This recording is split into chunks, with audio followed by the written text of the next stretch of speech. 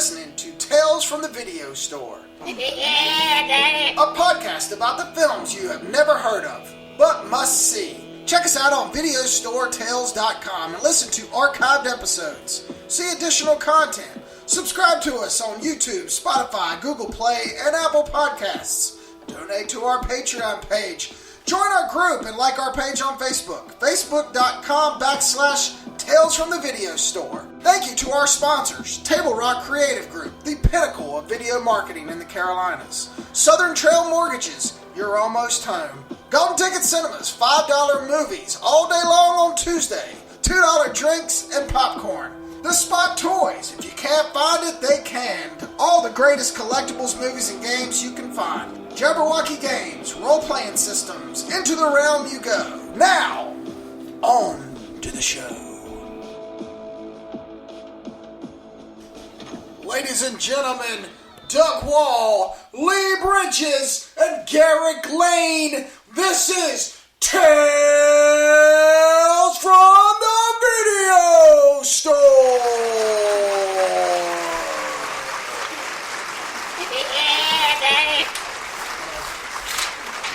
Welcome to Tales from the Video Store number 70. We're back in the office and Lee is in...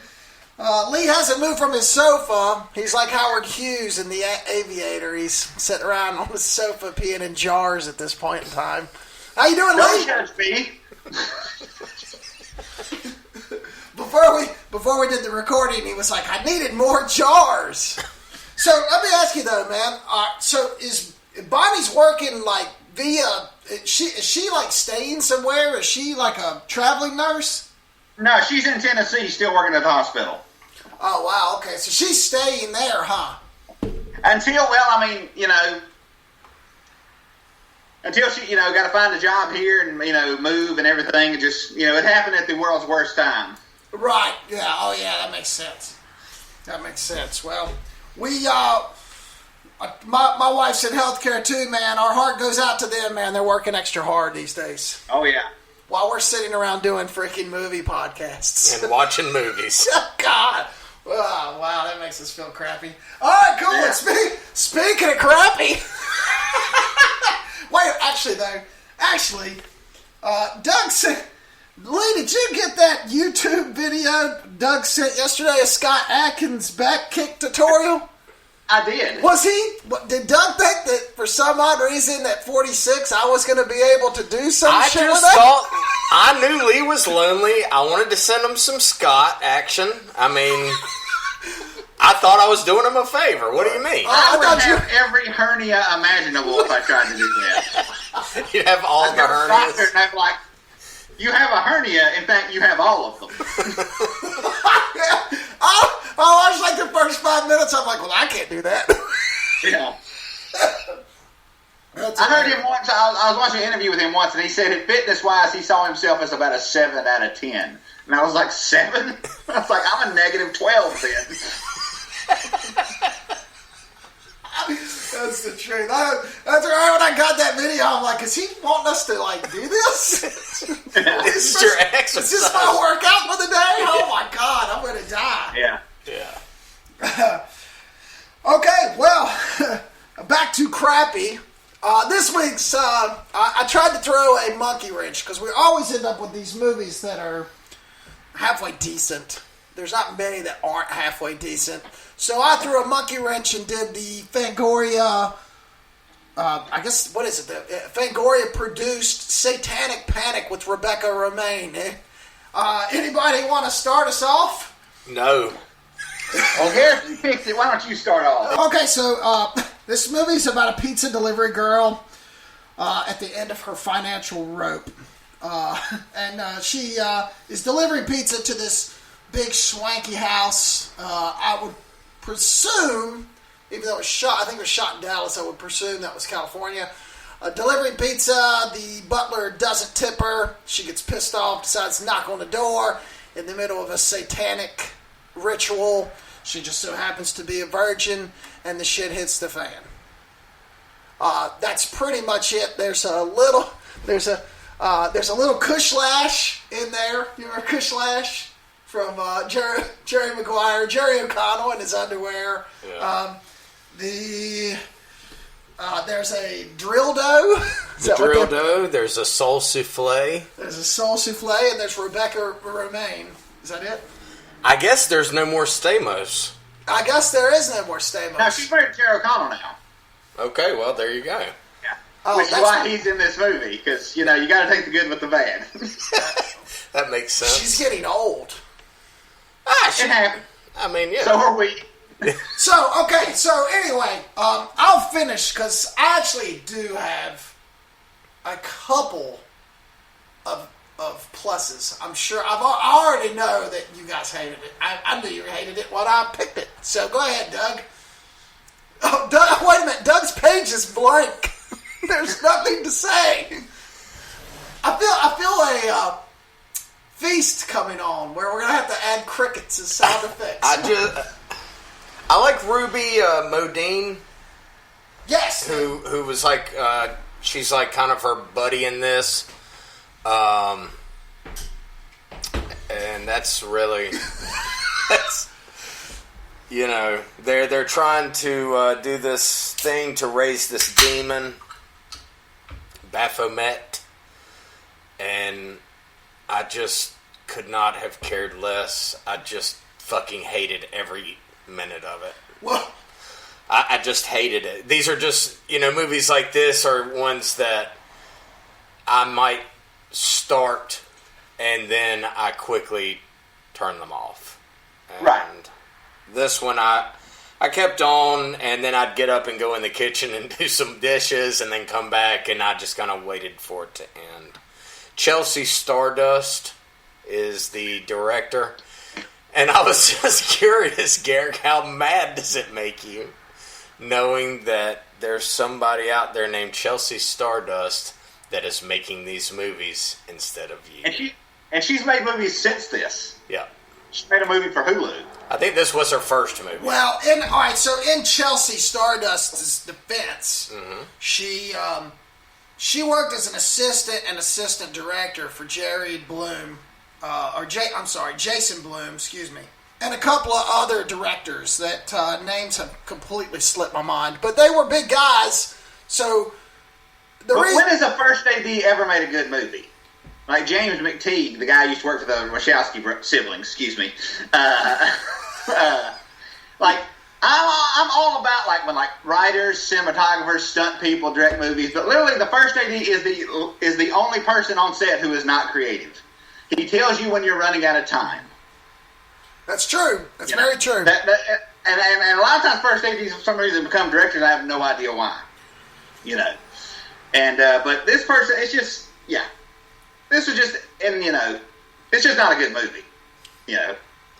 But maybe she'll make something. Maybe Miss Stardust, which is a terrible name, will make something good. Yeah. Hey, my D&D character is Theodore Stardust. He's a bard. I would change that immediately. If you don't shut the fuck up, I'm going to throw this task cam across the room at your head. Well, I would rather watch a movie directed by your D&D character than another movie by Chelsea Stardust. Yeah. Lee, how far into this Satanic Panic did you get before you pulled the plug on it? I got 29 minutes, almost 29 minutes on the dot. Okay. When the rich girl was tasing her and chasing her up the stairs, and she said something about people eating government cheese, I looked at the amount of time I had left, and I was like, I can't do it. I cannot do it. Yeah. Go for you.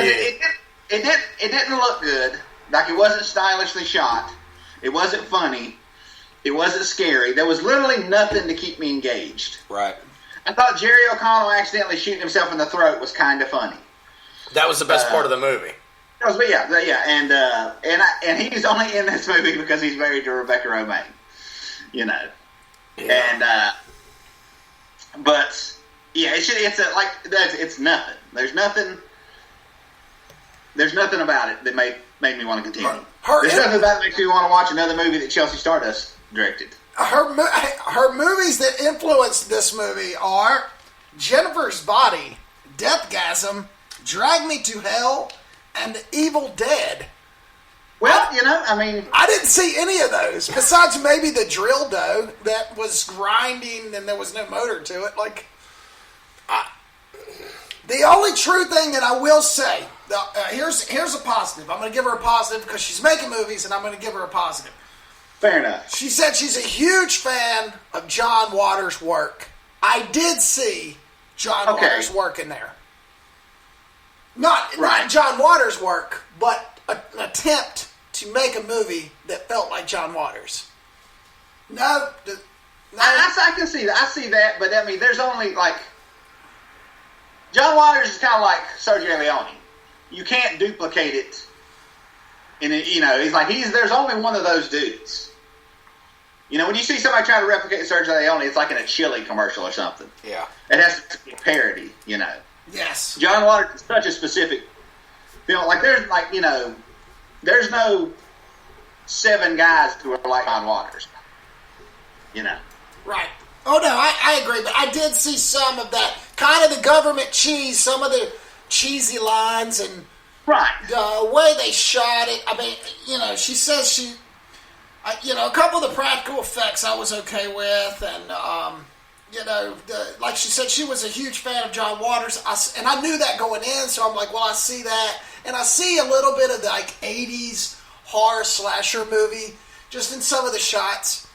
That's the only redeeming quality that I saw. Like you said, it was very boring. There wasn't really any reason to. I don't even know what happened. So and boring is worse than bad. Yeah, like I said, I just kept getting up and walking out of the room. Yeah. And then I'd come back and watch a couple more minutes, and I'm like, how do these There's movies? only one thing a genre movie has to do, and that's be interesting. Yeah. You know, that's all it has to do. You know, you have 90 minutes, be interesting. Like, there's movies that I necessarily didn't enjoy, but I can say, oh, that one scene, that was cool, or this, you know, or there's things about it you can, you know, appreciate. There's nothing about this movie I appreciated in the 30 minutes I actually sat through it. So here's a little bit of here's some tidbit information. It was written by a guy named Grady Hendrix, who lives in Charleston, South Carolina. It was supposed to be shot in 2015. And then it came out last year. Do you know what its box office was? $37.48. You're close. You're close. 26 theaters, and it made $1,652. I was close. I made that sucking dick last week. Yeah. Wow. Yeah.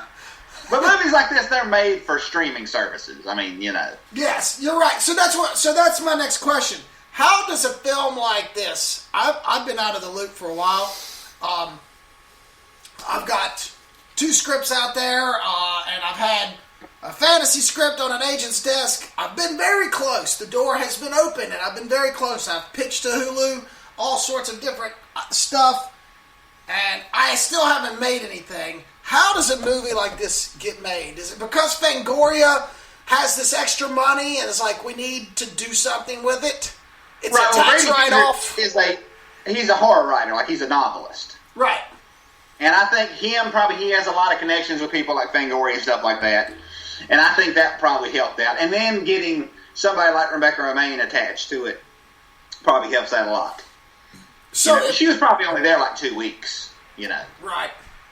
So if I got somebody like Shia LaBeouf to play in The Fateful Season, it's going to make. I'm going to find money to make it, whether it sucks or not. Yeah. So that's really ultimately what you have to do is you have to bypass. You have to bypass the whole find an agent, do competitions, and just you're going to need to be in a coffee shop somewhere and drop your script to Matthew McConaughey and say, "Hey man, I'll jerk you off if you'll read this. Trust me, I've got a role for you." I mean, what do you do? Like, that's how you got to do it, because you got to get through the agents. But I'm just curious. That was my big thing on watching this movie is how does this piece of shit get made? And there's so many other movies that just they don't even know things exist. You know, it made $1,000. It made less than $2,000 in the box office. Wait a minute, let me see if that. So let's say $10. Okay, so 20 people went to go see it. 20 people. right? Right. More or less. 20, 25, depending on ticket price. I don't know. Wow.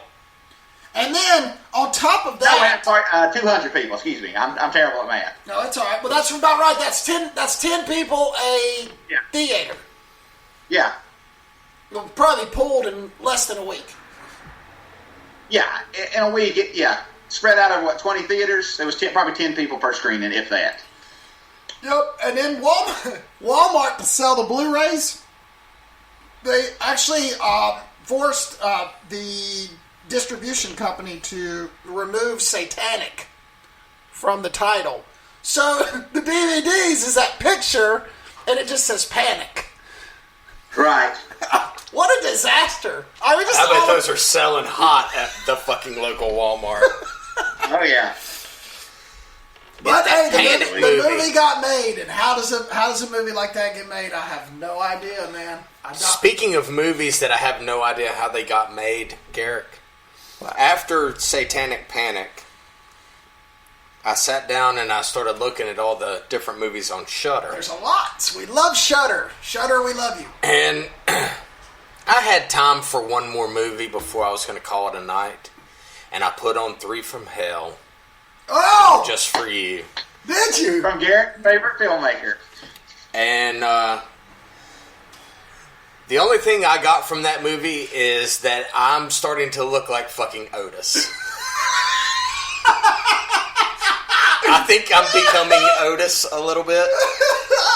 And it was as bad or worse. Satanic Panic? It was worse than anything else Rob Zombie has made, I think. Thank you.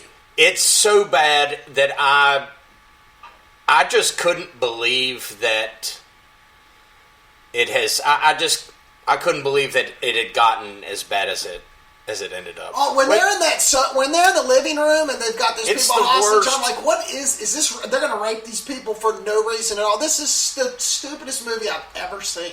You know, and I've defended Rob Zombie before. You know, I still like House of a Thousand Corpses, but if you look at that movie and how he shot it, how he edited it, it's like he lost half of his brain cells and then tried to do it again. But it's like a half-ass effort. It was fucking horrific. Don't ever bother watching it. Was it better than Satanic Panic? Or was it equally as No, bad? it's worse. It's worse than Satanic Panic, and here's why. Because 3 from Hell takes itself seriously. At least Satanic Panic kind of shows it to you with a wink. Right. 3 from Hell, he's actually, I think he's actually proud of it. And for that reason, Rob Zombie, I hope you don't ever get a chance to make another movie. Oh, he'll get a chance. That's how fucking bad it was. Dude, why? What the fuck is with all the the digital blood and the digital gunshots? Like, all the gunshots, like, just smoke comes out. I was like, wait a fucking minute, that's bullshit. All the all the blood, it's all digital. It just was fucking garbage. Right, listen. And this 31 were not picked up by studios. There's a reason for that. There's a reason why 3 from Hell went straight to Shudder, correct? Correct. Yep, correct. I mean, he has slowly, I mean, he went from House of a Thousand Corpses, he's a filmmaker. Then he went to his best, which would have been, what is it? I can't, it's so terrible, I can't even remember. The Halloween? No, that was the next, that was his Devil's Rejects. Yeah, Devil's Rejects. And then the pinnacle, the Halloween. And then once he did Halloween 2 and they realized this is all the same, his stuff is all terrible and there's no difference, it starts declining from there. Yeah. So, it is bad. It's terrible. I was stunned at just the shit that I watched in, like a almost 4-hour period. I just couldn't believe how bad everything was that I saw on Shudder. The knife fight at the end, like, what the fuck is that? All of it was just... It was horrendous. It was garbage, dude. It is garbage. Garbage. Well, when I cut off Satanic Panic, I went in the other direction. Okay. I was flipping through... I wanted to watch something I'd never seen before. Is that even possible? And I saw they had on there... a Larry Cohen movie from the 70s. One of the few Larry Cohen movies I've never seen that he directed, called God Told Me To. Okay. And it takes place. It's made in '76, and it starts off with this guy up on a water tower just sniping people on the street in New York. And this cop climbs up there and kind of trying to talk him down, and he asks him why he did it. He just says, "Well, God told me to." And then he lifts off the water tower and splats on the sidewalk. And more and more people like people with no criminal history, like Andy Kaufman in his first movie role plays this cop at the St. Patrick's Day parade, just takes out his revolver and starts shooting people in the crowd. And that's when they ask him why he did it, he says, "God told me to." And the cop who's investigating it, he starts finding out, like, they all talk to the same person, and slowly he finds out who this person is, and it ends up the guy being like this alien messiah. And then the guy who was like, his mom was abducted by aliens, and she gave birth to like his virgin birth, and he finds him, and the dude is like, he looks like a huge Jesus. And then he lifts up his shirt, and he's got like this pulsating alien vagina in his stomach, and it goes from like this sort of 70s crime movie to just the weirdest thing ever. What's this on? It's on Shudder. It's called God Told Me To. God Told Me To. And the cop is played by Tony Lapiana, who he was one of the gangsters in the French Connection, and very extremely 70s, extremely weird movie. But it starts off like the French Connection, and it ends like a Cronenberg with it. And you could tell Larry Cohen shot with no permits, because they'll just be characters walk around talking, and people are just looking like, what the hell's going on? Like not being extras. It's like, why are they walking down? And it's just, I mean, if you don't like 70s movies, there's no way anybody would enjoy it. But it was enjoyable. It was definitely better 90 minutes than Satanic Panic. Nice. Wow. Okay. Well, I got through Satanic Panic, so I didn't go in opposite. Wow. What, did you watch anything else? Oh, I did. I watched, Doug reminded me last week that I fell off on watching the second season of Mr. In Between, and I think I got 2 episodes left to go. Okay. The last episode I watched is when the little girl got kidnapped. Oh, yeah. And it's just, I mean, the fact that that's not like a hugely popular television show is a travesty. Because it's just great. It gets better and better. The most tense moment was the Christmas episode, to me, when the whole Secret Santa thing. Oh, yeah. He ends up kicking the shit out of a guy at Christmas dinner, and it just, like, he's such a violent person, but he's just the way he, like, is honest about it. Oh, you'll enjoy these last couple. You're just like, oh my god, it just goes. Oh, I can't wait. Yeah, I can't wait. I mean, this dude, if he doesn't show up being in movies in like the next year or two, it's a travesty. I agree. Because that dude is friggin'. He's like you watch Justified and what's his name? The guy Timothy Olyphant. No, not Timothy Olyphant. The guy played the gangster. I blanked on his name. The bad guy of the show. Devil. No, the main gangster. Damn, I'm blanking. Boyd. The guy played Boyd. Yeah. It's like Walton when he's Goggins. on. Walton Goggins. When he's on, you're like, that dude's electric. It's a similar thing. Like, you can see he's going to be in movies and stuff. Yeah. 100%. But other than that, I just watched The Outlaw Josie Wales, rewatched that. I haven't really watched too many things, yeah. Hey, let me ask you something.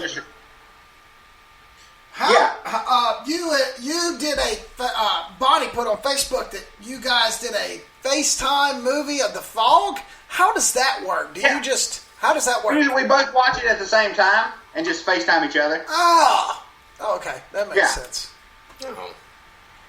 That's pretty cool. Yeah. Is it? All right. Yeah. I was just curious. Okay. Yeah. Great. What else you watch, Doug? I watched a couple things. I watched one thing that I wish I had not watched. God, that's the. I had a rough fucking week, dude. I had a rough fucking week. Shudder. You got to be careful on Shudder. Oh, you can. Because there's some fucking landmines, and I stepped in fucking 3 of them. Dogtooth. All right. This is a 2009 Yorgos Lanthimos sure. Directed movie. And I don't even know how to even talk about it because it's so fucking strange. It's basically about a family that lives in this very isolated, very small isolated home that has like walls and very large bushes around it. They have 3 children that are all teenagers.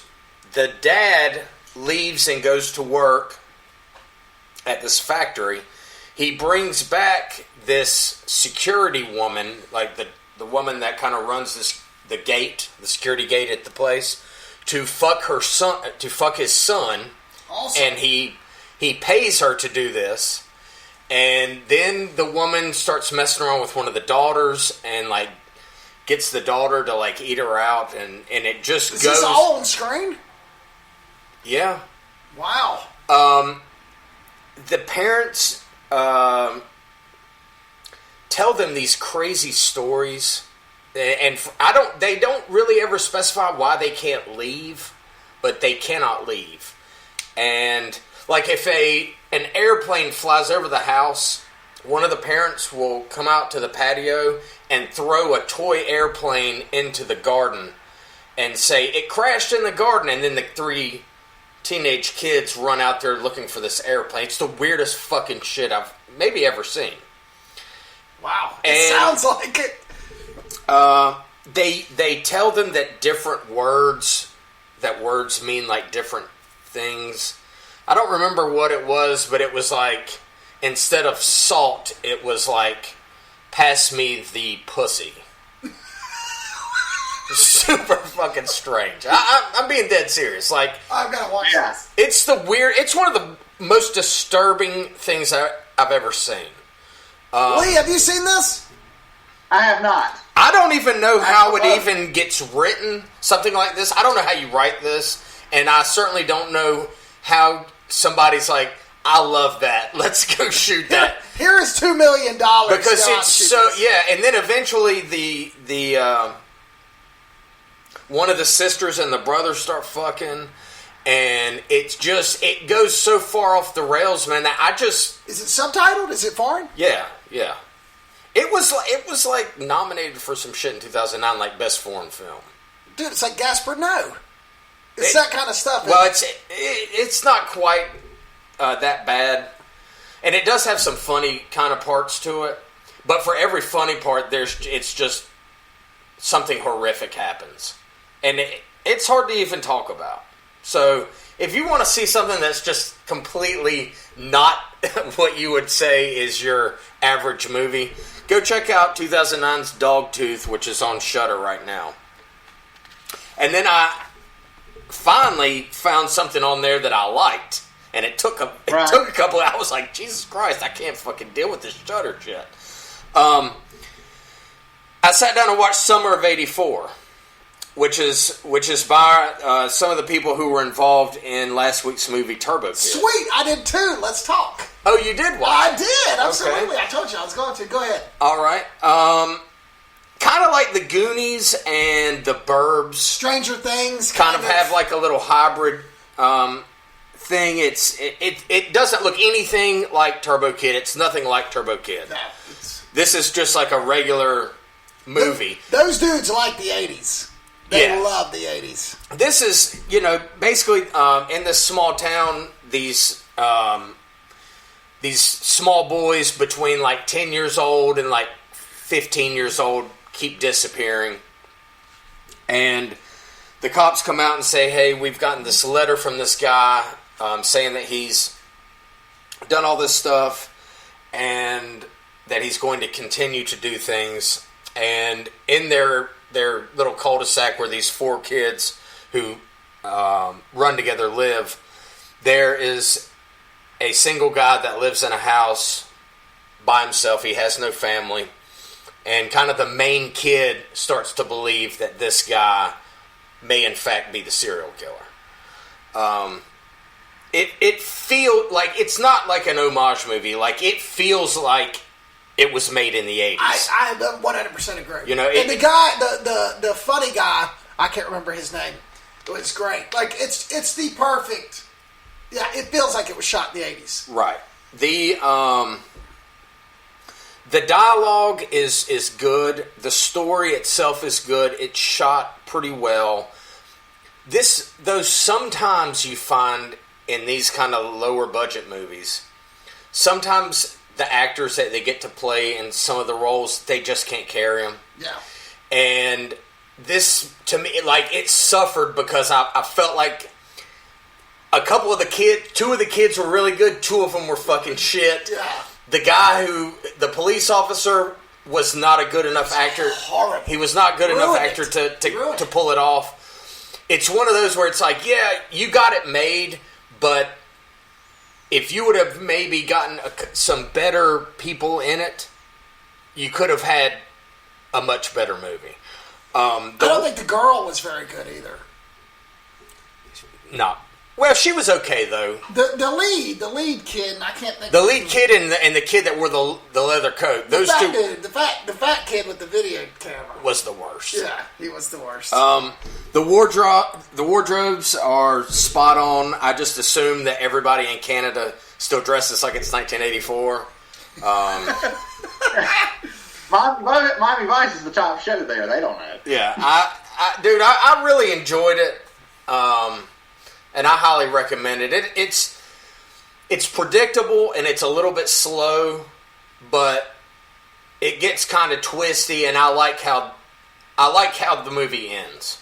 I like how they did the end. Spoiler: he gets away? Where does he go? Well, it doesn't matter. He just sneaks off. That was the only thing I was like, oh. So if it's an 80s movie, it should probably. Do you want to spoil it right now? I was ready for the police officer to pull his mask off, and it be Scooby-Doo under it or something. Yeah, and be like, I would have gotten away with it had it not been for you, meddlesome kids. Okay, so we'll spoil it real quick. If you haven't seen this, stop listening now. Yes. Okay, so at the end of this, Lee, the cop gets these two kids. He gets the main kid and this fat kid on. You got to go back. The cop neighbor is the serial killer. Yeah, he ends up. Right. What they think actually ends up being true. Like, he arrests a guy and is like, this guy did it, and put this guy in jail, and the kid and his buddies are like, see, he didn't do it, but the main kid is like, I don't believe it. So they basically break into his house and go into his basement, and they find like a body in a bathtub, and they find a kid that's still alive. Like, it gets pretty, like, for such a light movie for the most part, like the last 30 minutes it gets pretty heavy. So they go to the police and they're like, this guy did it. And the main kid and one of his buddies go to have a sleepover, and the cop basically breaks in and kidnaps them. And he takes them to this like garbage island. Yeah. And there's like all these dead bodies out there that are rotting, that he's from his former victims, while they're like, he kind of lets them loose to run, and he's going to chase them down and kill them. And at the end, he gets to the main kid, and he's like, I want to kill you so bad, but he's like, I'm not going to. He's like, I'm going to make you think about me and what I'm doing, and when I'm going to come and finish you off for as long as I can allow, for as long as I can, and you're going to worry about me every single. It's going to be worse than dying. Yeah, you're going to worry about me. You're going to look over your shoulder for the rest of your life. And then the cop disappears, and then the kid is back in his neighborhood. He gets saved, and basically he's like, you just don't ever know. So I thoroughly enjoyed the movie. I think it had a cool little twisty ending. Yeah, but I understand. It just would have been like, it needed to do something in its own way, and I like the killer being like, you know what, instead of me just killing you, I'm gonna punish you, torture you, right? From afar. Yeah, I thought it was good. It was good. Yeah. I liked it a lot. I liked it a lot. It was completely different than Turbo Kid. You would not. There was not one thing besides the 80s between those two movies that you would be able to identify as them having anything to do with one another. It's the same guys, Francois Simard and Joanne Carl Whistle, and I don't know how to pronounce her name. Apparently, it's Joanne's wife, Anouk Whistle. Anouk Whistle. That's it, Anouk. Anouk Whistle. I mean, whatever. This is the same group that brought you Turbo Kid. Right. Writing and directing. So, yeah, I liked it, man. Yeah, I did too. I'll check it out sometime. Yeah, I think you'll like it too, Lee, even though I just spoiled it for you. Have you ever seen the movie Housebound? It's actually a New Zealand movie as well. Housebound. It sounds familiar. This woman gets put under house arrest. She was a drug addict. Gets put under house arrest at her mother's house, the house she grew up in. And it starts out like, oh, the house is haunted.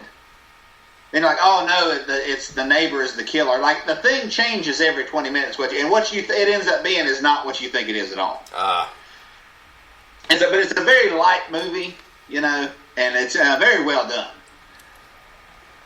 Is that streaming somewhere? I'm not. It used to be. It used to be on Prime or Netflix. I can't remember. Okay. But it's very well done. Okay. And very funny. What's it called again? Housebound. Housebound. Fucking sad too.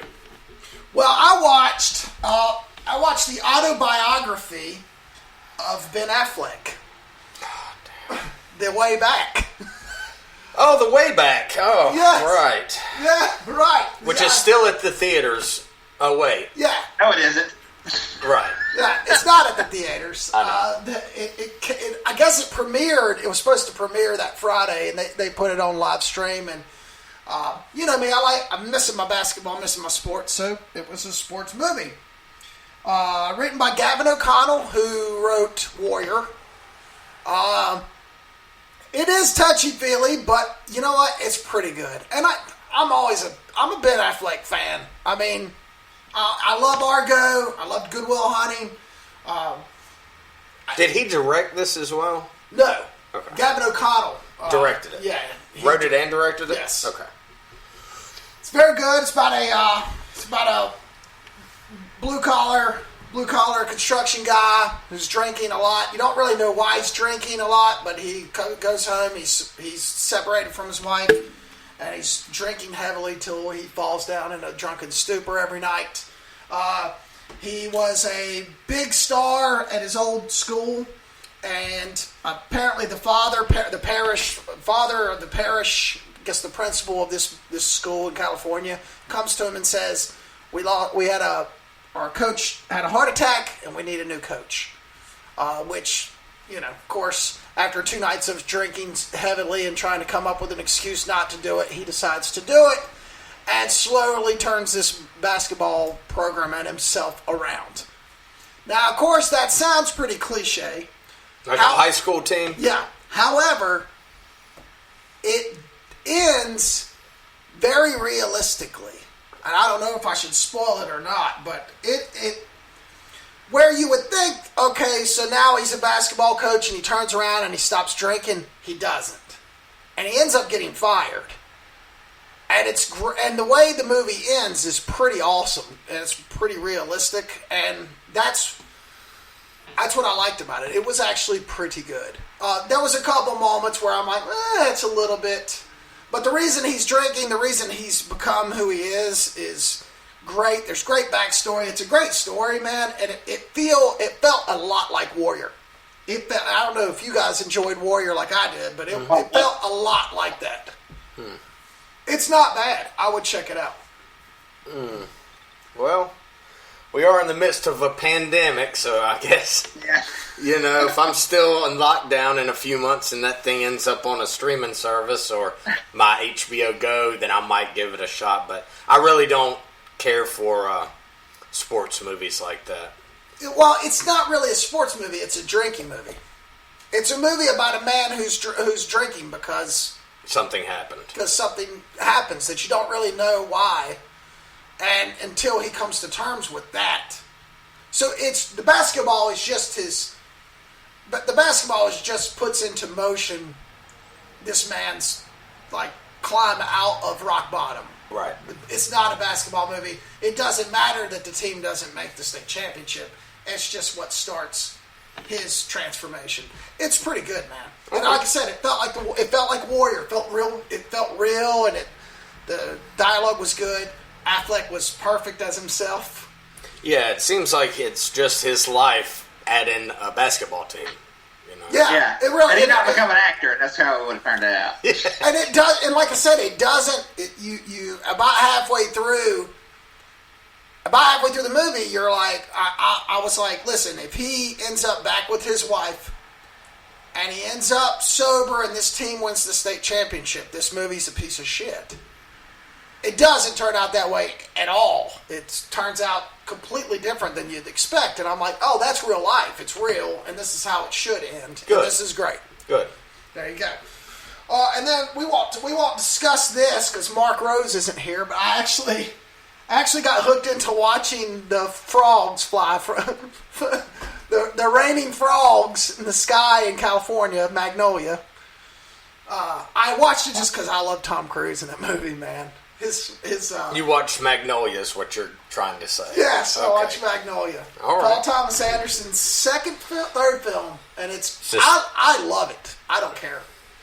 I mean, a lot of people are like, oh, it's his worst movie, man. I loved it. It's very well paced.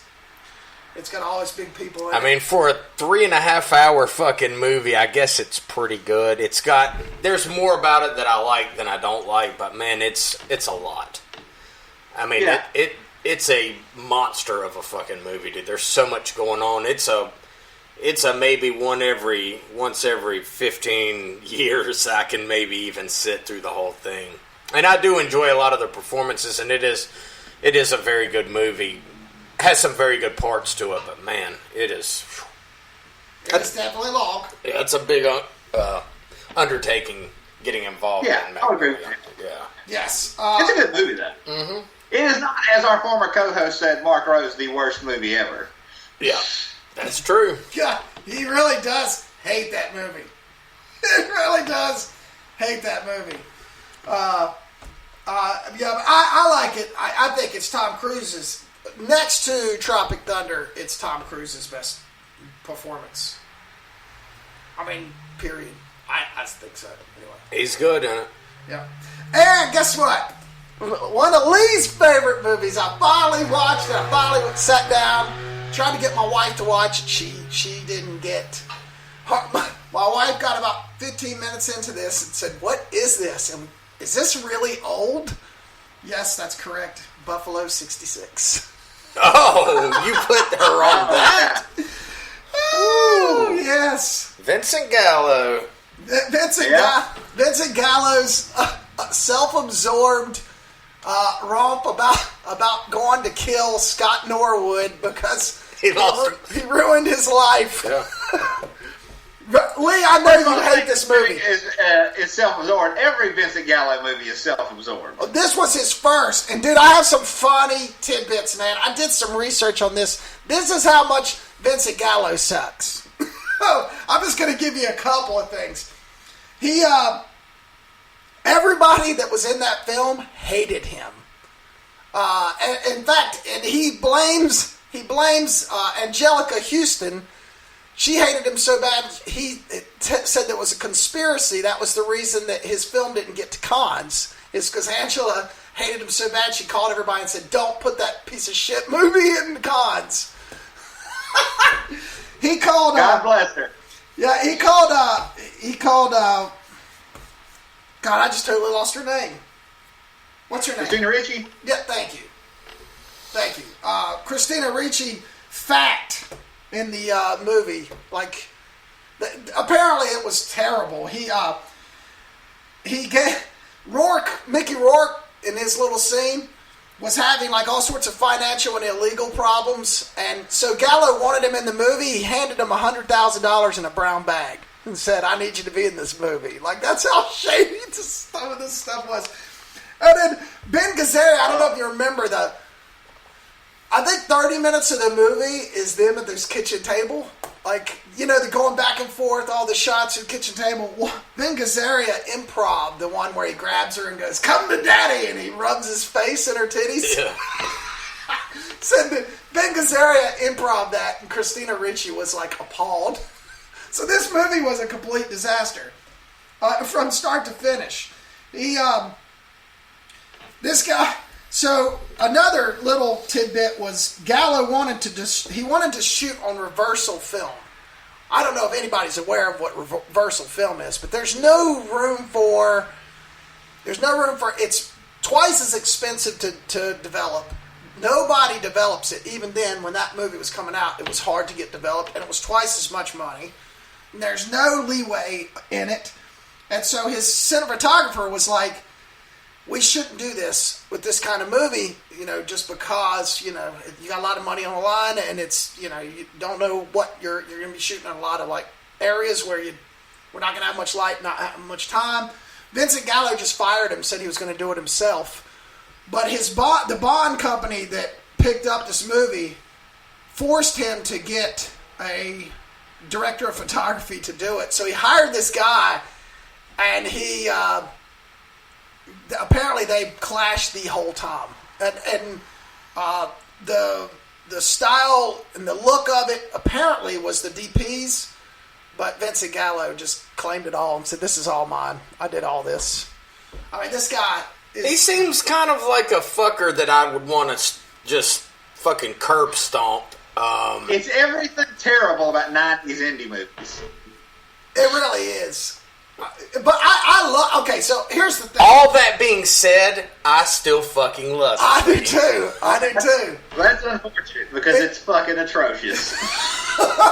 But the independent spirit of this film, man, like, you can... You just said independent spirit.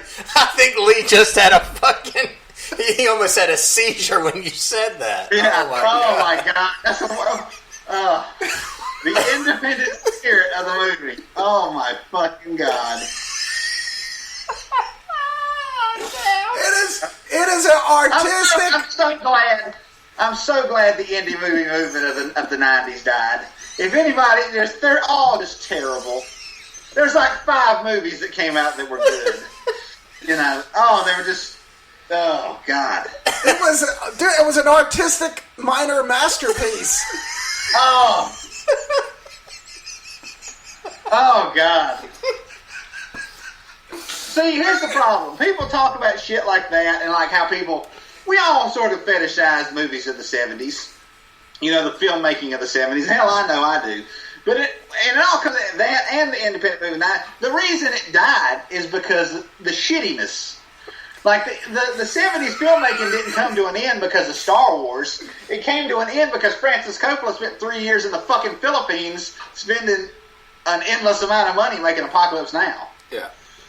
The independent movement of the 90s ended because of egotistical assholes like Vincent Gallo spending way too much money on shit nobody wanted to see. If you can give Mickey Rourke $100,000 to be in a scene, you're a fucking asshole.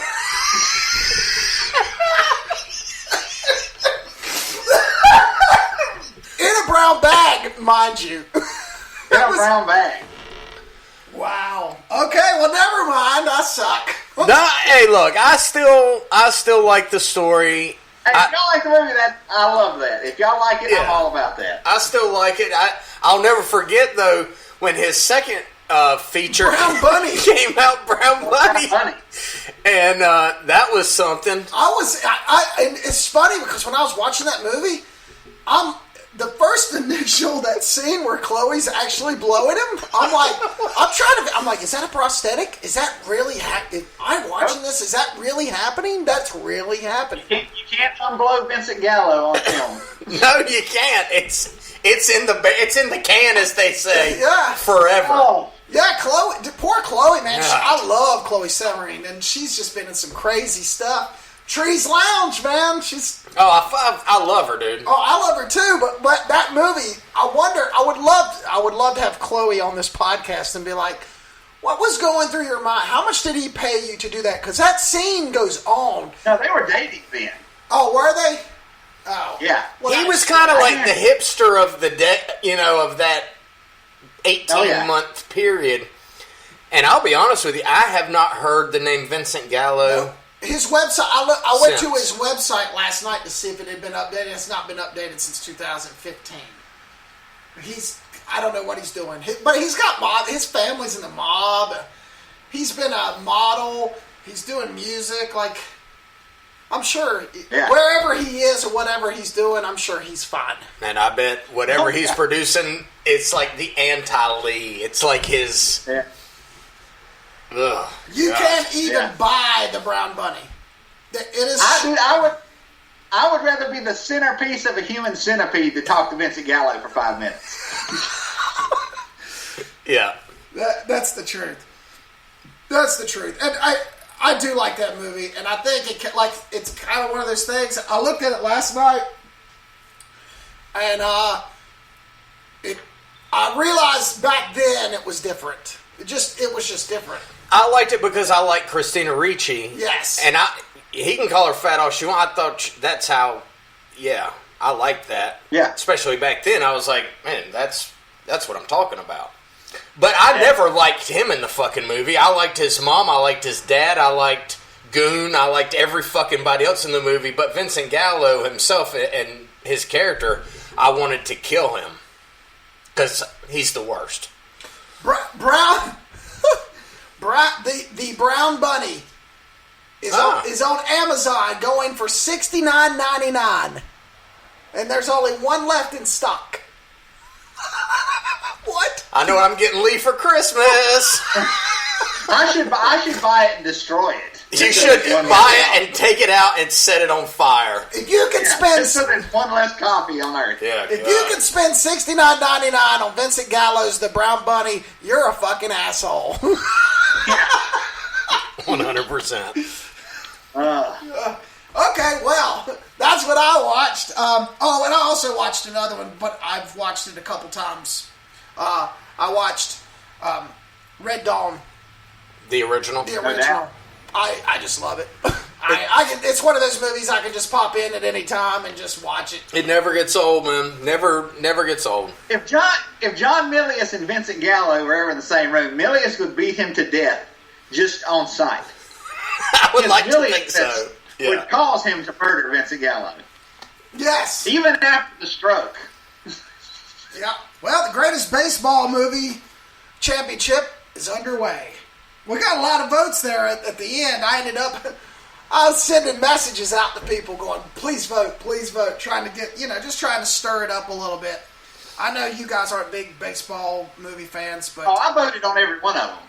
Yeah, there's some close... Well, Major League is definitely in line to win this thing. It's blown out both of its competitions. In the second round, it's up against 42, and it's... Right now, 2 days in, it's 85% to 15%. But these are the interesting ones. With 24 votes, Bull Durham and Sandlot are locked in at 50% each. I can say that's a generational thing, though. I think so. There's a lot of kids that didn't grow up watching Bull Durham. You're right. And then the shocker, I thought the Natural's at 43% and Field of Dreams is at 57%. Field of Dreams struggled the first round, and now it's beating the Natural, which would be my odds in for at least one of the final movies. I would agree with that. And I will say I voted Cobb against the League of Their Own just out of spite. Right. Yeah. Just because Tommy Lee Jones is so hateful in Cobb.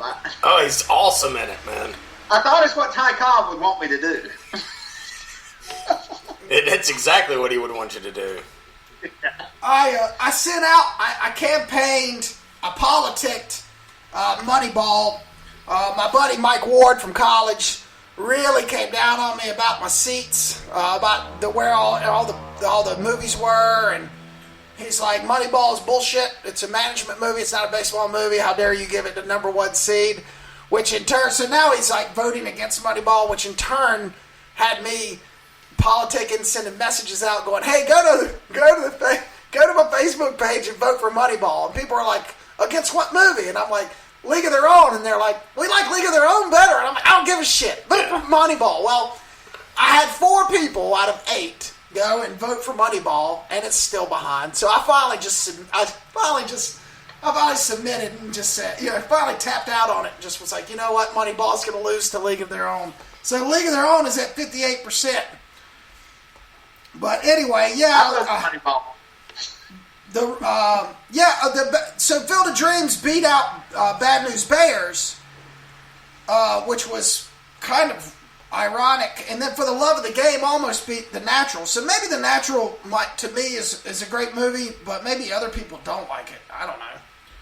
It's very strange. But anyway, so it looks like Major League. The Final Four is going to be Major League, Field of Dreams, and League of Their Own, and Sandlot Bull Durham is locked. So we're going to I'm going to probably have to go out and have to do a little advertising to get that one finished up.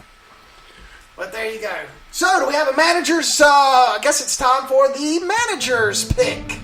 That's right, tell them what they want, Doug.